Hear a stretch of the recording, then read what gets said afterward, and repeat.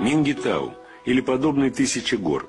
Такое название получил неприступный и величественный Эльбрус у коренных жителей этих мест – балкарцев и карачаевцев. Эта гора – потухший вулкан, самая верхняя точка которого находится на высоте 5642 метра над уровнем моря.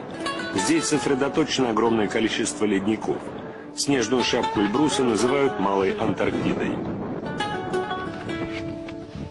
С давних пор разные народы выражали свое почтение к высочайшей горе Европы, мечтая покорить ее двуглавую вершину.